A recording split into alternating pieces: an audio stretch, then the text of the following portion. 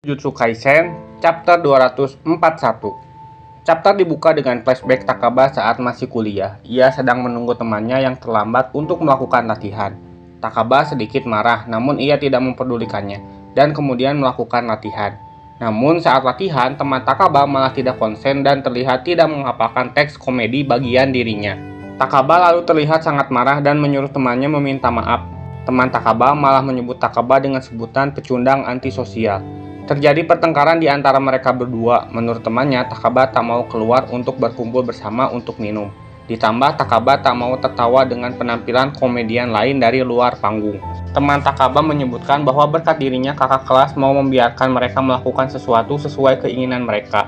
Takaba menahan amarahnya, karena temannya yang minum sampai malam dan telat datang untuk latihan masih berani berkata yang demikian. Menurut Takaba, penampilan mereka dalam setahun bahkan tidak lebih dari 2 kali penampilan. Namun setiap kali temannya berbicara, hanya berbicara tentang staf wanita yang ia tiduri ataupun koneksi misterius dengan dunia bisnis. Takaba sangat marah hingga membanting temannya. Menurut Takaba, seharusnya temannya menanggapi penampilan mereka dengan serius.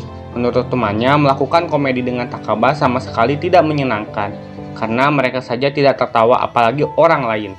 Tiba-tiba sebuah pertanyaan di kepala Takaba kembali muncul. Kenapa sebenarnya Takaba menjadi seorang komedian? Flashback lalu berpindah. Takaba sedang melihat salah satu komentar penonton tentang penampilannya yang sangat jelek. Menurut penonton, ia mau muntah sebelum set dimulai. Bahkan menurutnya mati jauh lebih baik. Rekan Takaba mencoba menghibur Takaba karena hal yang wajar tidak membuat 100% penonton tertawa. Ia bahkan tidak membenci komedi yang Takaba tampilkan. Flashback kembali berpindah. Rekan Takaba menyuruh grup komedi yang dibuatnya bersama Takaba untuk dibubarkan saja, karena ia merasa grup komedi tersebut gagal dan tidak membuat mereka menjadi sukses. Menurutnya, orang-orang di usia 30 seperti mereka sudah memiliki posisi yang bagus di sebuah perusahaan dan juga memiliki anak dan istri. Flashback berpindah kembali. Takaba berharap mimpinya mendapat penghargaan duo komedian, akan tetapi ia kembali kehilangan rekannya dan menjadi single komedian. Ia juga berharap bisa mendapatkan sebuah acara khusus di televisi. Meskipun ia tahu pekerjaannya sebagai komedian kadang dianggap remeh.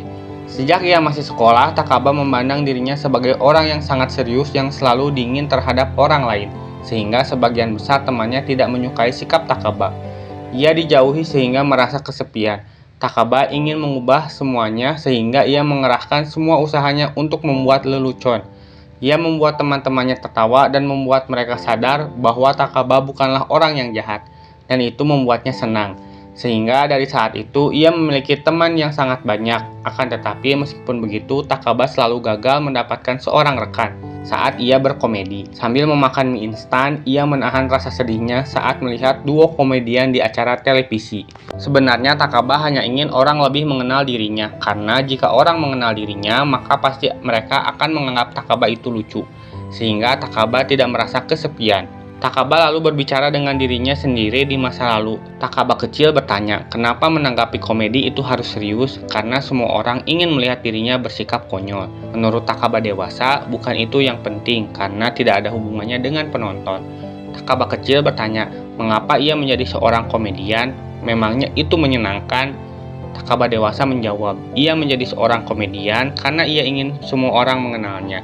Takaba merasa apa yang dikatakan Kenjaku ada benarnya. Kan tetapi meskipun begitu, ia tidak menyuruh Takaba untuk menyerah. Takaba ingin mempertegas dirinya lagi. Ia akan mengartikan kata-kata Kenjaku agar sesuai dengan jalannya. Lalu ia menyerah. Takaba merasa tidak menghadapi tawa secara langsung. Karena di tengah perjalanan karirnya, ia berhenti menanggapi komedi dengan serius. Karena ia merasa tidak ingin terluka. Takaba pun menutup obrolan dengan dirinya sambil menangis. Kembali ke pertarungan Kenjaku dan Takaba. Saat Kenjaku akan mendekati Takaba, ia kemudian bersujud di hadapannya. Kenjaku mengagumi posisi sujud Takaba karena ia butuh waktu hingga usia 20 tahun agar bisa melakukan hal tersebut.